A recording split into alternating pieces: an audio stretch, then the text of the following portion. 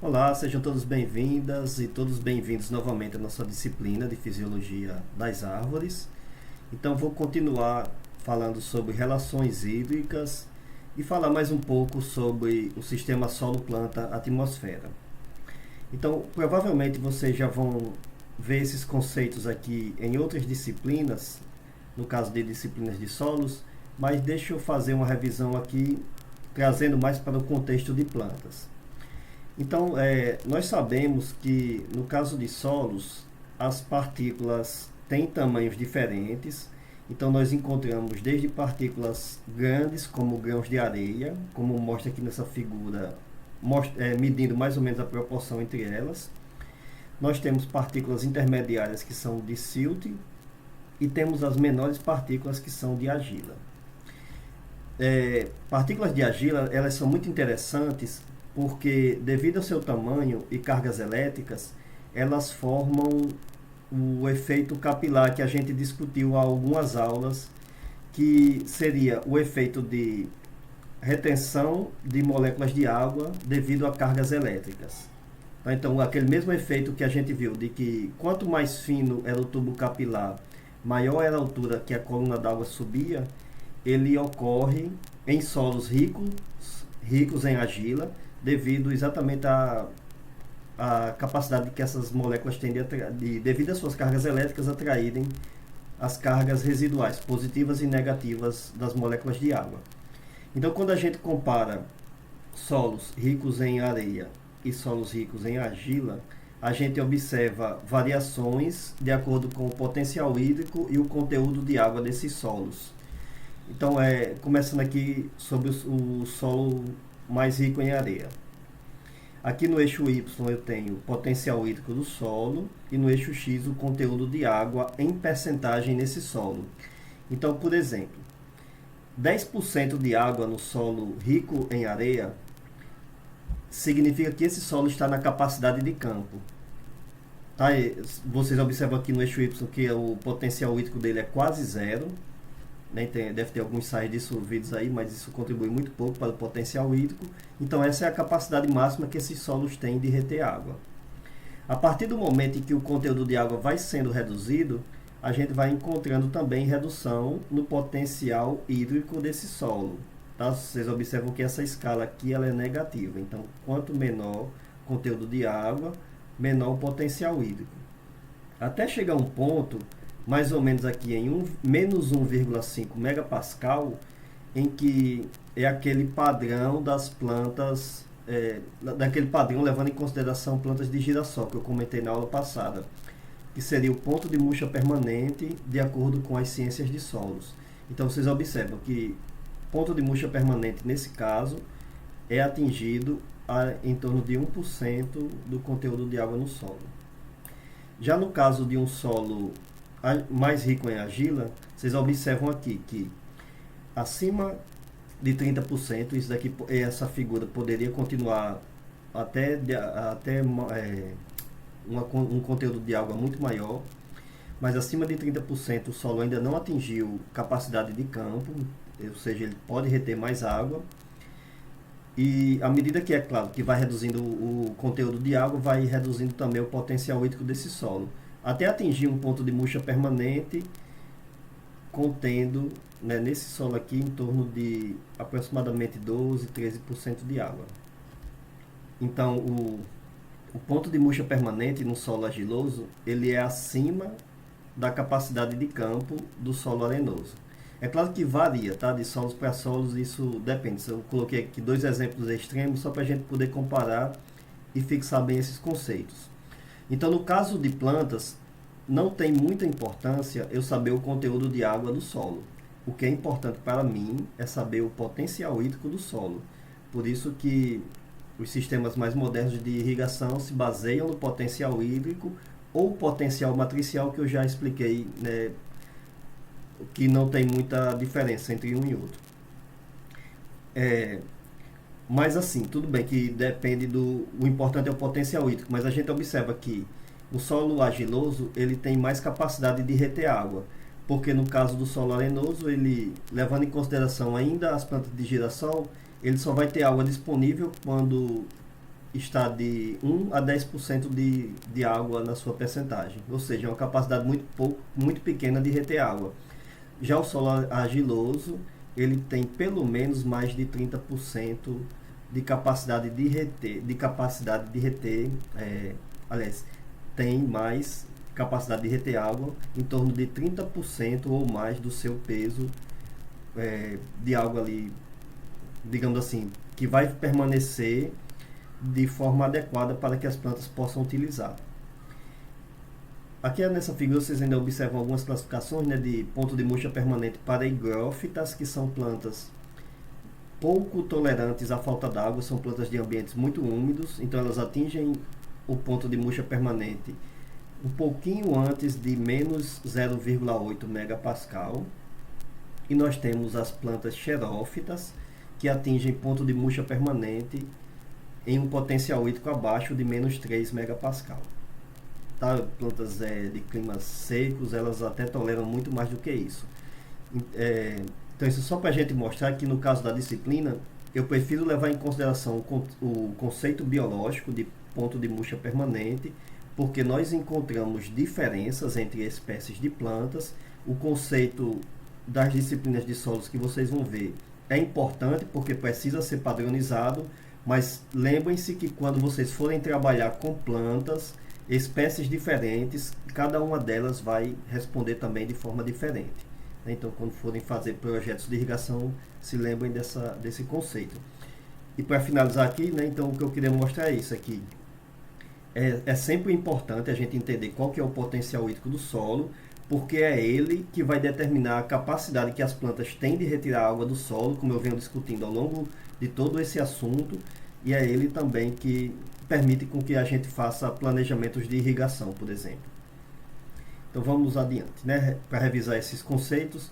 Então eu já sei que a água sempre vai se movimentar do local com maior potencial hídrico para o local com menor potencial hídrico, que o solo completamente encharcado ele tem potencial hídrico igual a zero, ou se eu quiser ser mais preciso, né, potencial matricial.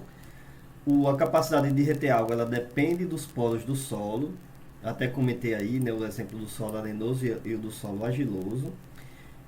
O que é importante para reter água é o efeito capilar, ou seja, o potencial matricial. E no caso do potencial gravitacional, ele é importante para a percolação da água. Você lembra que eu mostrei na aula passada também aquela figura de ponto de murcha permanente e capacidade de campo? Quando o solo está saturado de água, então o excesso de água desce pelo efeito gravitacional até o lençol freático.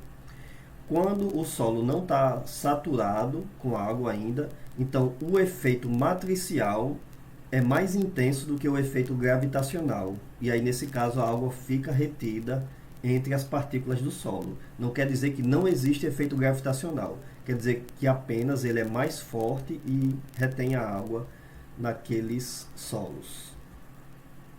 Então, nós temos uma equação para calcular o volume de água absorvido, que, como eu venho falando, né, não se preocupe com as equações, elas servem apenas para eu definir e explicar alguns conceitos.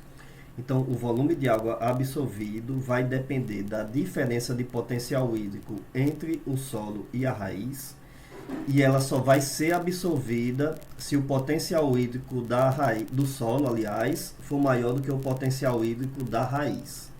Né? Lembrando logo da primeira aula. Só existe movimento de água se for do local com mais energia para o local com menos energia.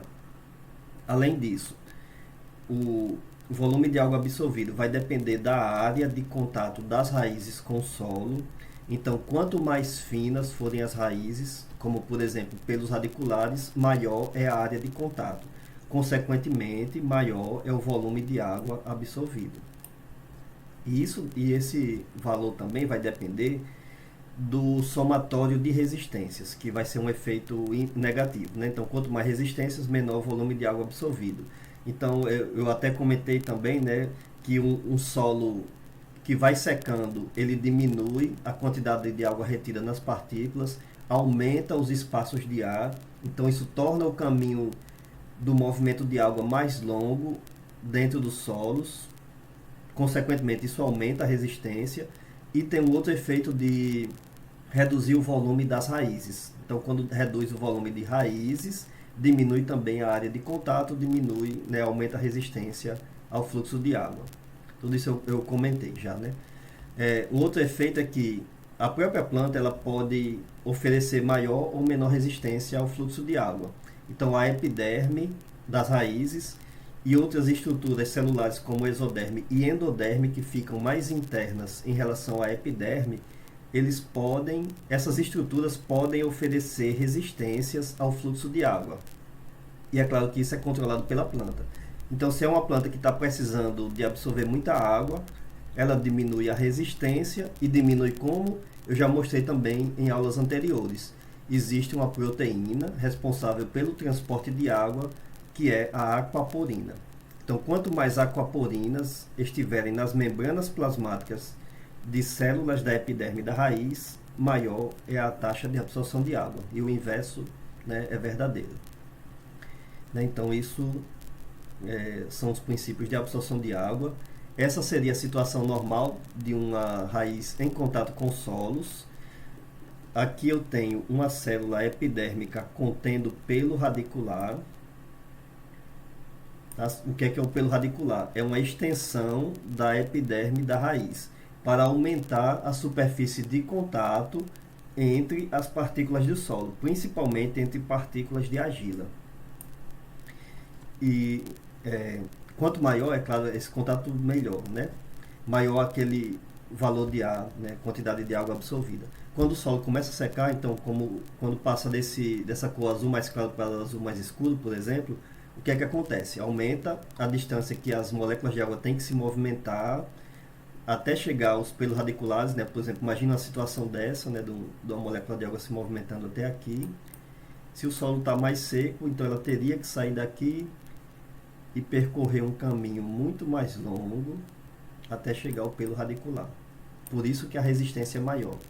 E um outro efeito é o da redução do volume das células, porque mesmo sendo uma redução pequena, que eu até comentei também, né, que com pequenas variações no volume celular já ocorrem grandes alterações no potencial hídrico, mas mesmo essa redução sendo pequena, digamos de 5%, isso já diminui o contato da raiz entre as partículas de solo e diminui também a taxa de absorção.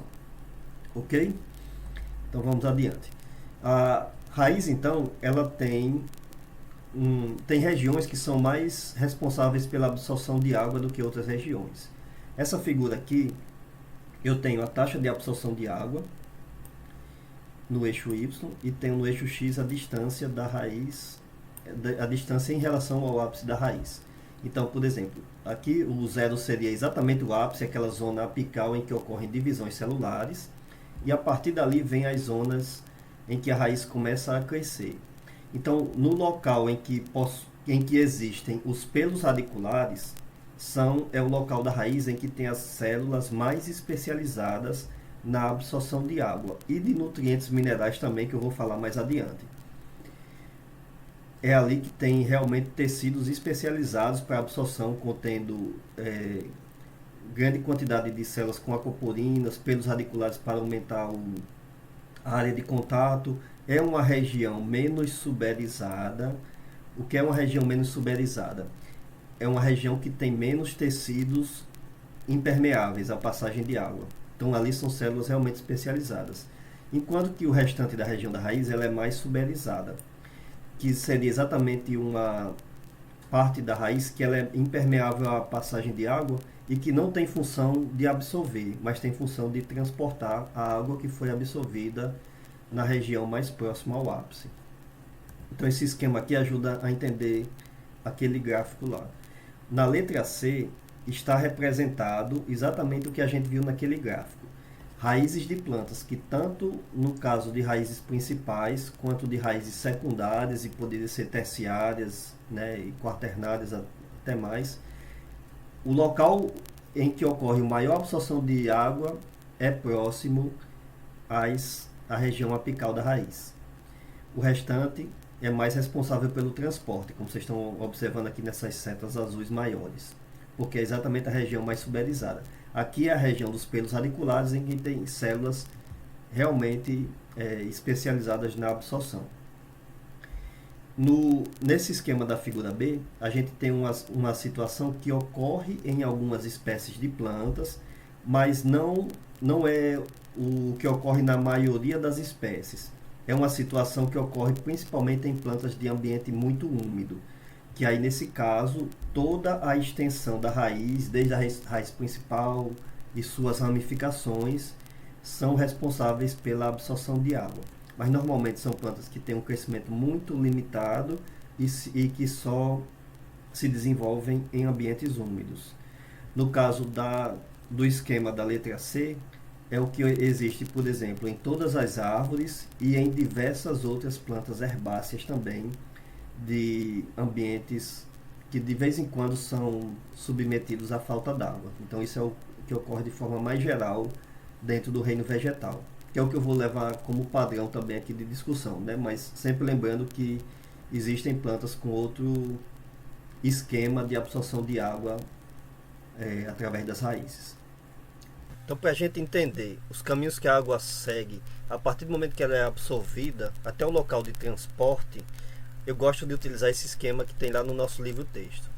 Então, isso daqui é o seguinte, tá? Para explicar em detalhes. Vocês estão observando que nesse esquema dessa planta, tem uma pequena porção em amarelo aqui que foi retirada da parte da raiz em que contém pelos radiculares, que eu acabei de falar que é a responsável é a principal parte da raiz responsável pela absorção de água e de nutrientes minerais. Então, se a gente pegar essa pequena porção e observar no microscópio, a gente vai estar observando a sua estrutura anatômica, que é o que está desenhado aqui nesse esquema abaixo. Essa porção aqui, ela poderia ser de uma raiz lateral, como está mostrado aqui, poderia ser da raiz principal, ou poderia ser de outros locais também, tá? Não importa. Qualquer região da raiz responsável pelo processo de absorção, ela tem uma estrutura tanto na epiderme quanto na parte central da raiz semelhante, porque isso é importante para os processos de absorção, tanto de água quanto de nutrientes minerais. Então, durante a absorção, a água pode seguir 3 rotas. Existe a rota chamada de apoplástica, em que a água entra no interior, aliás, a água não entra no interior de uma célula. Ela vai se movimentando através de paredes celulares, é o que está sendo mostrado aqui nessa linha em verde, até chegar numa região da raiz, chamada de endoderme, que tem uma estrutura que impede a passagem de água via paredes celulares. Essa estrutura aqui se chama estria de Caspary, porque ela impermeabiliza as paredes celulares exatamente como uma estria, como está mostrado aqui nesse esquema acima.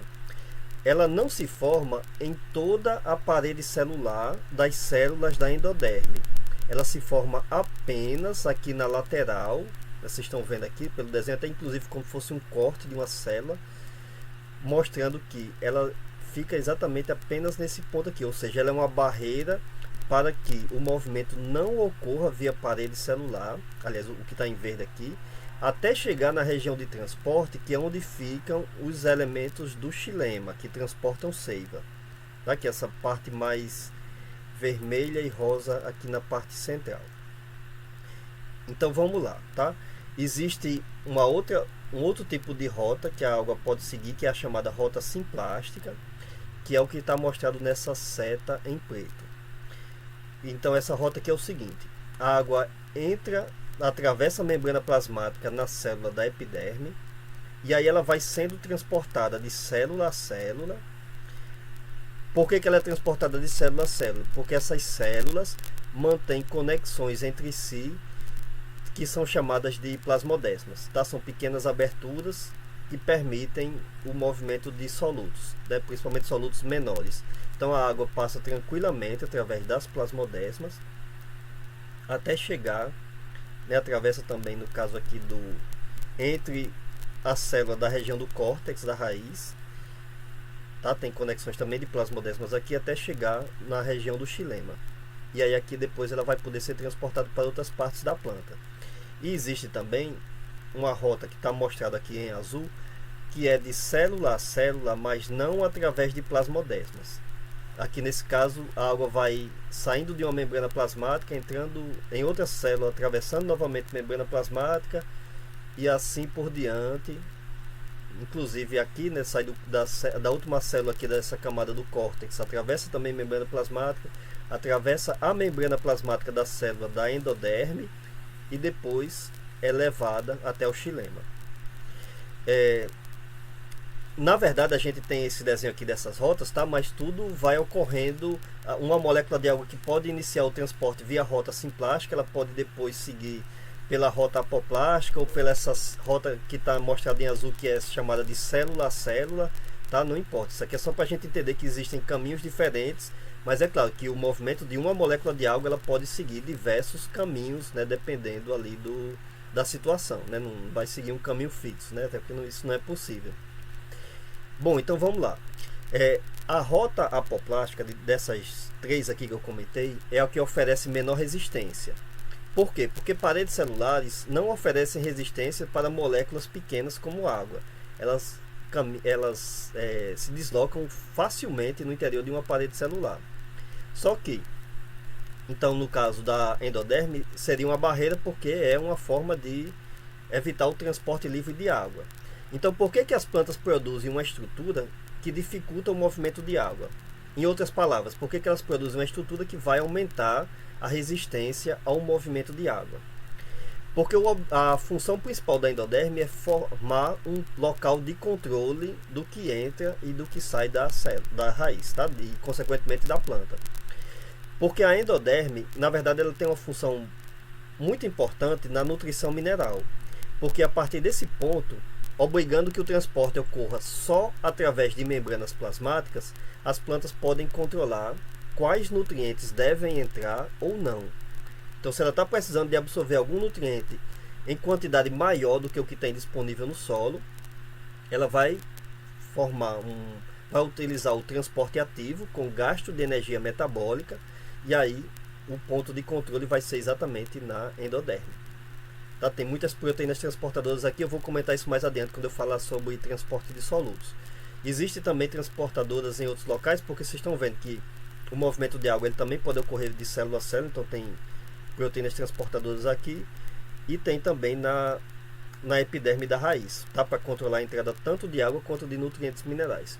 Mas o importante é que, se há a água e se os nutrientes minerais vêm pela rota apoplástica, eles são impedidos de seguir esse caminho, porque se o caminho ficasse livre aqui, né, não teria um ponto de controle. Não adiantaria ter proteínas transportadoras em nenhum local aqui da região da raiz, porque simplesmente o movimento iria ocorrer livremente até a região do xilema.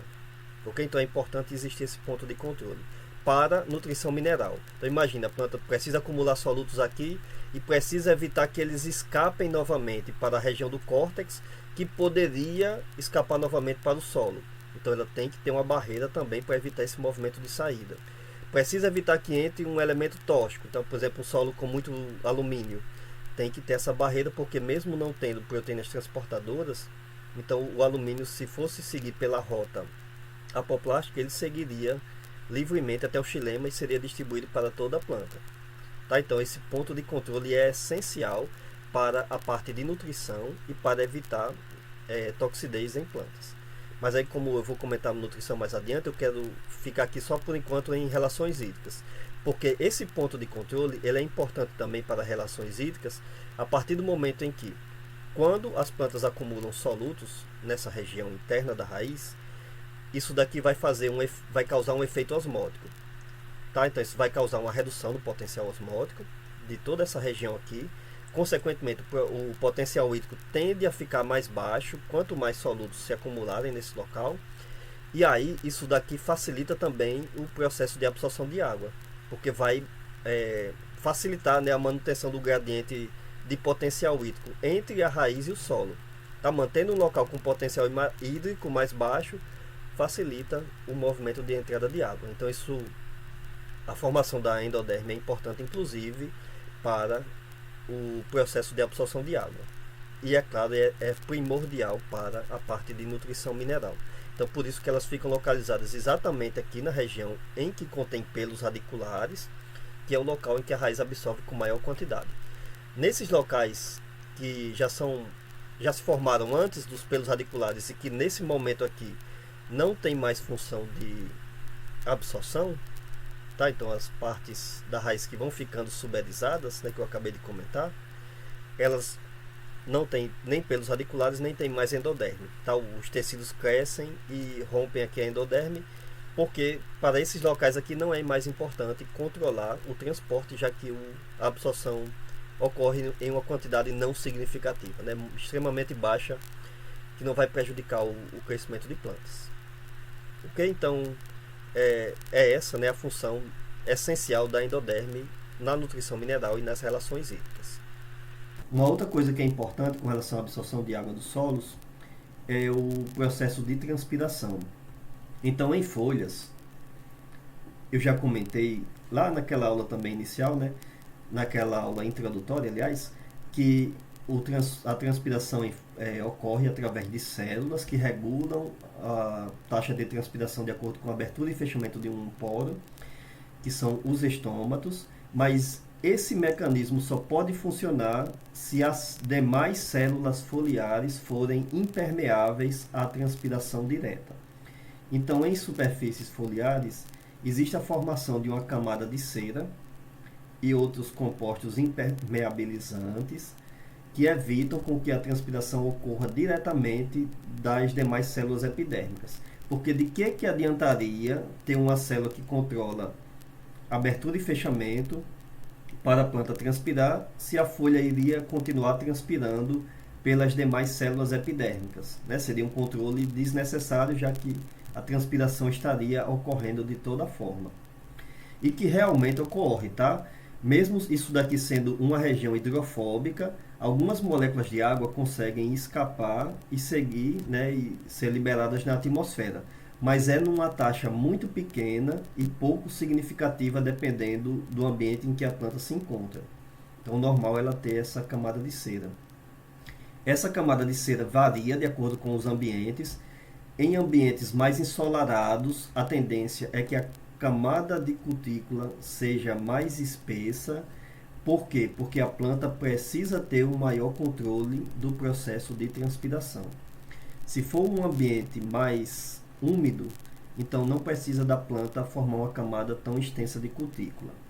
Formar camada de acumular ceras para formar cutícula ocorre com gasto de energia. Ok? É uma troca, mais um mecanismo de troca que eu estou comentando aqui ao longo da disciplina.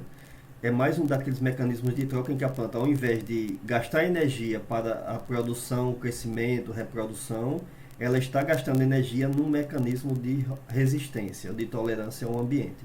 Então é um outro mecanismo de troca. Ela precisa ter essa camada de cutícula mais espessa se ela viver num ambiente seco. A gente já comentou bastante sobre a importância da água na sobrevivência em diferentes ambientes, né? E aí ela faz isso. Ocorre essa diferença também no caso de árvores. Aquelas folhas que ficam na copa mais expostas ao sol, elas têm uma camada de cutícula mais espessa porque elas estão recebendo mais luz, mais calor, então elas têm uma tendência maior de transpirarem ou de perderem água diretamente através da epiderme. Já uma folha que está num ambiente mais úmido, no interior da copa, ela não precisa investir numa camada tão espessa de cutícula, porque ela já vai estar num ambiente que é menos quente, recebe menos luz e, consequentemente, tem uma tendência menor da folha perder água diretamente para a atmosfera. Tá? Então, às vezes, a gente faz a poda, né? Corta as folhas que estão expostas ao sol, deixa as folhas do interior da copa expostas e elas acabam sofrendo danos, transpiram em excesso, ocorre até danos físicos já nas folhas, né? Então, existe essa situação também. O dano físico ele é causado por outras situações também, né, que eu vou comentar lá em fotossíntese, mas um dos fatores é isso, é que a folha está adaptada para um ambiente de demanda evaporativa baixa e passa para um ambiente de demanda evaporativa muito mais alta, e aí ela tem que se adaptar. O mais interessante é realmente a planta perder aquela folha e produzir uma outra folha mais adaptada ao novo ambiente. Ok? Então a camada de cera cuticular ela é importante para o processo de controle, ela responde ao ambiente e as plantas precisam disso aqui exatamente para que o mecanismo de abertura e fechamento de estômatos funcione da forma mais eficiente possível. A taxa de absorção de água ela ainda varia de acordo com alguns outros fatores, como o potencial osmótico da planta, que pode ser regulado pelo acúmulo de solutos inorgânicos e orgânicos. Isso aqui é o chamado ajuste osmótico, que eu comentei na aula passada. A taxa de absorção ela depende também da temperatura. Isso é um efeito direto do metabolismo, porque temperaturas muito baixas diminuem o metabolismo, temperaturas muito elevadas afetam diversos aspectos do metabolismo das plantas, entre eles a desnaturação de proteínas, que afeta consequentemente também a taxa de absorção. E a temperatura ela vai variar de acordo com o bioma em que a planta evoluiu, né? Se são plantas adaptadas a clima mais frio, elas vão ter temperatura ótima para a absorção de água num nível mais baixo. Se são plantas adaptadas a clima mais quente, elas vão ter uma temperatura ótima para a absorção de água também numa faixa mais elevada. A profundidade da raiz ela é muito importante para a absorção de água, como a gente pode comparar aqui nesse esquema. Então, raízes mais profundas, é claro, que podem explorar uma quantidade de água mais próxima ao lençol freático e, consequentemente, mais afastada da parte superficial. E então a gente compara, né? Eu já estou voltando aqui nessa figura que eu apresentei mais atrás. Uma planta que tem sistema radicular muito superficial e uma outra que tem um sistema radicular muito profundo. Elas têm diferença, né, de absorção de água. A gente tem uma planta na caatinga bem interessante que é o juazeiro, né, que ele mantém folhas na estação seca. Por que ele mantém folhas na estação seca? Porque as raízes são tão profundas que chegam até o lençol freático. Então não precisa perder folha porque tem água, né, inclusive na estação seca. Isso aqui é teoria, tá? Ninguém cavou um buraco suficiente até chegar na raiz do juazeiro próximo ao lençol freático. Mas o pessoal sabe que, por experiência, onde existe juazeiro, existe potencial de se cavar poços e obter água numa profundidade não tão grande. Inclusive o juazeiro na estação seca, se a raiz não estiver em contato com o lençol freático, ele perde folhas também, né? Por isso que ele é um indicativo. Então a profundidade da raiz é tão importante que existem práticas agrícolas que fazem com que as plantas aprofundem o seu sistema radicular. Então uma prática bem comum para o pessoal que planta algodão ou outras culturas na região oeste do nosso estado é, por exemplo, durante o início do desenvolvimento das plantas, mesmo num local com irrigação, eles suspendem a irrigação durante alguns dias, durante algumas semanas, para que a planta estimule mais o aprofundamento da raiz e aí depois eles voltam com a irrigação. Por que eles fazem isso? Né? De acordo com o que a gente já discutiu aqui, eles estão deixando de produzir, porque a partir do momento em que a planta gasta energia produzindo raiz, ela vai deixar de gastar energia produzindo folhas, consequentemente vai fazer menos fotossíntese, vai produzir menos algodão. Só que, no caso deles, eles já observaram que em diversos anos, quando chegava próximo ali a fase de colheita, ocorriam com frequência problemas de falta d'água ou problemas no sistema de irrigação. E plantas com sistema radicular mais profundo são mais resistentes. Então, artificialmente, eles induziram um mecanismo de troca, né? Vão diminuir o lucro, mas ao mesmo tempo eles vão ter uma maior segurança na produção, né? Então a gente pode controlar isso. Isso é um efeito comum em plantas. Sempre que é claro que algumas espécies respondem com mais intensidade do que outras, mas quase sempre plantas, quando estão submetidas a um ambiente mais seco, elas aprofundam mais o crescimento de suas raízes. Isso tem uma importância muito grande também em ecossistemas secos, porque em ecossistemas secos ocorre um processo de escape da água para a parte superficial. Então imagine essa planta que está na letra G aqui, ela absorve água de um ponto muito profundo no solo, mas ao longo do processo de transporte, mesmo que essa região aqui da raiz ela seja altamente impermeável à perda d'água, mas como o solo na superfície é tão seco, ocorre alguma perda aqui. Tá? É uma diferença tão grande de potencial hídrico entre a raiz e o solo que está extremamente seco, que alguma água se perde, e essa água que se perde aqui passa a ser importante para diversas plantas herbáceas que crescem bem próximo, que não tem um sistema radicular tão profundo e que crescem próximas às superfícies. Então tem muitas plantas de ambiente seco que durante a estação seca, né, mais severa, elas sobrevivem através da perda d'água de plantas que têm sistema radicular muito profundo, né, e isso é importante para a ecologia delas.